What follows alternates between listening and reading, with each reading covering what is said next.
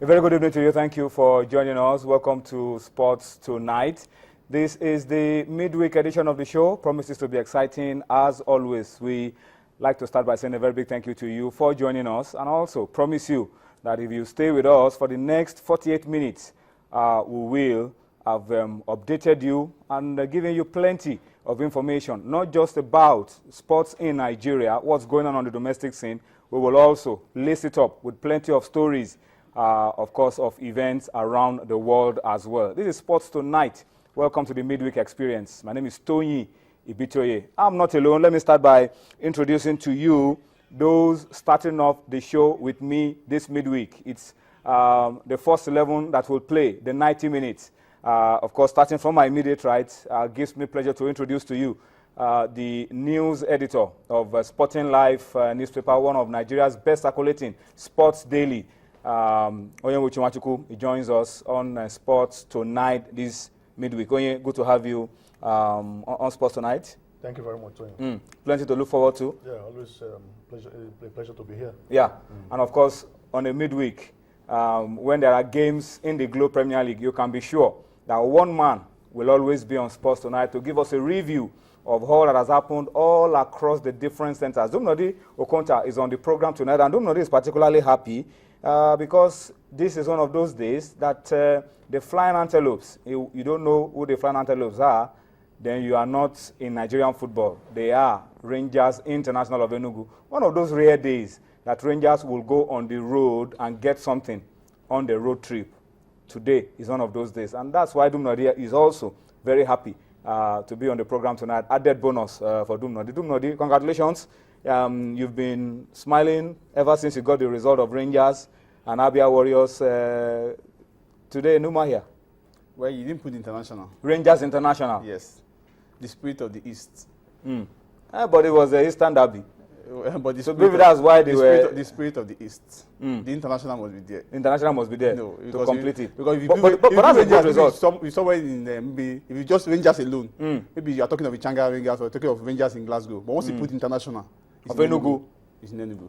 But one of those, very rare results for Rangers. We were looking at the fixture yesterday, and we were anticipating that it was going to be a difficult one for Rangers against an Abia Warriors team that has been very, very good at home.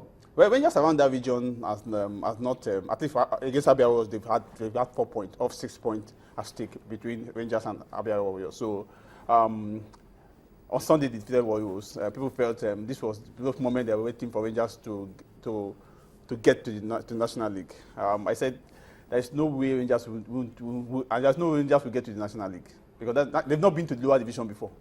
Never been relegated. They've never been relegated before. At every point where we have top flight football, they've always been there. They've never gone to second division before. So And it's not going to start this year. It's not going to start this year. But looking at this, we'll talk more about this later on. Rangers, on the strength of 2 back-to-back victories at home, they've gone on the road, they've picked the point. Maybe this is just the turning point that Rangers has been looking for to make a surge up the ladder in the Globe Premier League log. So we'll talk about that extensively later on the show. Of course, we will also talk table tennis. We'll pick out that Nigerian who has been in amazing form this year, Aaron Akodri. We'll talk about him towards the end of the show as well. We will also, tonight, continue with our profile on some of the candidates who are seeking to lead Nigerian football in the new dispensation. 2 presidential candidates. We will be giving you the profiles of 2 of them. You'll find out who they are as we go along on Sports Tonight this midweek. Of course, we will talk about the national teams as well because we're building up to a lot of games. The girls and the boys are looking good as well. All right, so let's start off the show by bringing you into all that we've been doing on the program tonight via feedback and tell you that you are going to be very, very key to all that we'll be doing on Sports Tonight this Wednesday. And we want you to talk to us. Yesterday was particularly very interesting session that we had with you, interaction that we had with you. And that was because we were talking about Michael Uche. We also spoke about Devin Senande, just as a reminder that the family of Devin Senande are still looking for him. He's gone missing since July 7. And please, if you have any information as to how we can get Devin Senande, a man who represented at the prime of his career, won plenty of laurels for Nigeria in boxing, is still missing. And if you find him anywhere in this country, please do well to try to establish contact with us so that we can link you up with his family and the man can return home. But talk to us tonight on the issues we've highlighted for you on the program. Onye, before we go into all the other things we've lined up, Michael Uche, you also know his story, how he started. This is devastating, the news about Michael Uche and the way he passed on in India last week. Yeah, absolutely tragic, Tony. You know, in fact, it's a personal loss for me too, because I followed his career after he joined Heartland in 2001 with 6 games to go, and there was a particular game between Heartland and Enyimba where he rounded up Vincent Enyama. You know, he rubbished Vincent, and from there, club started looking for him. He went to Enyimba, won the Champions League. We went to Algeria together. We are in the same private jet to Algeria. The team that took the private jet that took Enyimba to USM Algiers. To USM Algiers. He scored away, and he came back and about to score. You know, that in the second leg that took Enyimba to the final. So, very promising. He had a very promising career. It was tragic. I learned this story last week, and I have not really come to terms with the reality that this young boy, who emerged from Ajegule, had so much, promises. Had an opportunity to launch himself into limelight, fame, and money. Had his life cut short in such a tragic manner. It's very, very, very unfortunate to him. Very All right. A lot of Michael Uche's friends on Twitter yesterday were telling us how he supports his family. Dumnori, you also have tracked the story that he supports his family. The mom sells petty trading and all of that, and has been very supportive of the parents and the family. But unfortunately, the man is gone now. I think I don't have to. I don't have. I have little to add to what he just said. It's just quite unfortunate that he has to go, because since that CAF Champions League victory against Ismaili, it was even instrumental, because we saw some of those delays that infuriated the Egyptians. If not, I don't know how Imba could be able to surmount that pressure coming from Ismaili in that encounter. So for even the goal he scored against USM Alger, that was the only goal that took that was the goal that took Enyimba to the final. It was the goal that the fans in Aba were expecting something to happen, and it came from it. It was the header, unusual source, unusual person. He seemed to be the shortest man in that Enyimba team, even though a lot of people call him hard-working striker. Fight for every ball, go for every ball, daring. Sometimes it takes some kind of risks that sometimes people wonder, even in Aba, they say, this man don't sustain injury because of just. But what do you want to say? Because when you look at players and their families, once you have a player from your family, footballer from your family, every family rally behind these players and try to ensure that this player gets to the peak of his career and fall back on them, or probably come back to them to at least help the family. Because nowadays players are breadwinners. In those days, they think players are not relevant. But these days, once you have a footballer who has played football to some point, even the one in the league in Nigeria, 90% of them are breadwinners in their families. All right. So once again, reflecting on the passing of Michael Uche, a member of the Enyimba squad that won the CAF Champions League in 2003. We spoke extensively about all of that yesterday. Just to recap once again, because of the amount of feedback we got about Michael Uche on the program yesterday. But let's go now very quickly and talk about the Africa Cup of Nations. Let's start from the continent of Africa today on the program and talk about the Africa Cup of Nations next edition after the 2015. We know that 2015 will be taking place in Morocco next January. We hope that the Super Eagles of Nigeria will be there to defend the crown. But Onye, what we do not know is who will be hosting in 2017. Yeah, Algeria has submitted a bid. The story emerged today, Tony. You can also recall that Algeria submitted a bid for the 3 editions that would CAF announced over the weekend. Yeah, that Cameroon, Cote d'Ivoire, and Guinea. And Guinea eventually won. Yeah. Algeria and Zambia were the 2 countries, that couldn't get the nod of executive committee members. And for me, I thought it was quite abnormal, because they have facilities, they have everything going for them, their league is okay. But I think maybe CAF just want to compensate them with this one, because you are aware that Libya pulled out. Yeah. As it is so, now. So they want to stay in North America. North Africa. North Africa. Beg your pardon. North Africa. There is no government in Libya. There is crisis now, and you cannot host a football event in such an atmosphere.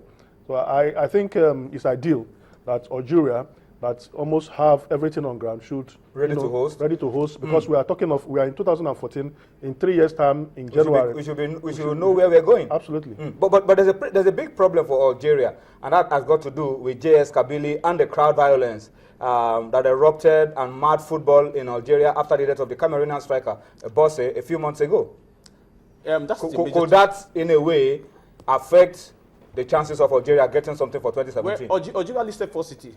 They listed 4 cities in their bid for the 2019, 2021, and 2023. Of course, 2020. So, but they listed 4 cities: Annaba, they listed Oja, they listed Oran, and one other city. Kabylie was not part of those cities. Okay. So it means that they are trying, because what they need is just a guarantee. What CAF needs is just a guarantee from the Algerian government that, please, this is a Nations Cup qualifier. Yes, Algeria has been known to have had pockets of violence at stadium, fans clashing against one another, but it's just a guarantee. Once they have that guarantee, then there's no need, because Algeria is the closest to Libya, and they have already shown interest, so there's no point making fresh bid, just give it to Algeria. Okay, that's what you feel. But talking about 2015, the race to make it to Morocco, CAF also today announced that Casablanca in Morocco will be hosting Guinea against Ghana, and that Sierra Leone will be playing Cameroon in Yaoundé. Sierra Leone are very, very unlucky. They've had to play their games in the home country of whichever team they play against, and it looks like the race for 2015 is over for them. Yeah, so we have to salute their doggedness. That in terms of what they have gone through, they still... As a country, football should be the last thing on their mind. They still have time to play football. So I think CAF is doing the proper thing to encourage them. Last weekend, the ban was extended during the CAF Executive Committee meeting in Addis Ababa. So we expected that they will pick a venue, and they have done that, saying that Yaoundé will host both the first and the second leg. For Guinea, like you said, they'll play in Casablanca. Whether they qualify or not, I think Africans should support Sierra Leone and Guinea in their trying moments. It's not the time to make a mockery of them. We need to salute their doggedness, their commitments, and what they have gone through. Maybe this will now, also encourage their countrymen and women to fight this dreaded scourge in their countries. All right, let's come home now. Let's come to Abuja. We also broke this story about a week ago. Only the story that the Super Eagles of Nigeria will have to relocate to Abuja from Calabar for the remaining games of the 2015 Africa Cup of Nations qualifiers. And I remember that yesterday, Dumnodi Okonta and I raised a few issues that have also generated plenty of reactions on social media. And we want to talk about it again tonight, and of course bring you in on here as well. The Eagles, obviously, clearly now, will be playing Sudan in Abuja. We will also probably be playing South Africa in Abuja. That looks done and dusted. But the question is this: how do we make Abuja a profitable ground for the Super Eagles of Nigeria? How do we make Abuja a good ground for the Eagles to play their games, get plenty of support, and be able to win and qualify without itches? Well, Tony, I think the answer to that question is for the Eagles to prepare very well, so that anywhere they play, they will, decision their opponents. The people who went to Calabar, I got some feedback from my colleagues who went to Calabar, said that pitch, was not in good condition. The state government is preparing it for the National Sports Festival. That's Calabar, you mean? Yeah, National Sports Festival. So based on that, I think we'll have to support the team going to Abuja. Looks a lot better. The pitch in Abuja looks a lot better. And thankfully, Keshi was there yesterday, and he inspected the pitch and gave it pass mark that the pitch was good enough to host the Super Eagles. So there should be no excuse. They talk about fans coming or not. That should be the prerogative of the Nigerian Football Federation to make sure that fans come there, mobilize fans to the stadium. But that should not be an excuse. The pitch is where the game will be played, and Keshi should rally his troops for that game and prepare very well. All right, so I think that settles it, but we still want you to talk to us about it. What do you feel? How do we ensure that every time the Eagles play in Abuja, we get people to fill the stadium. Abuja Stadium is about 60,000 in capacity. And I remember in the race for the 2010 World Cup in South Africa, we always had a full house because there was plenty of mobilization. What can we do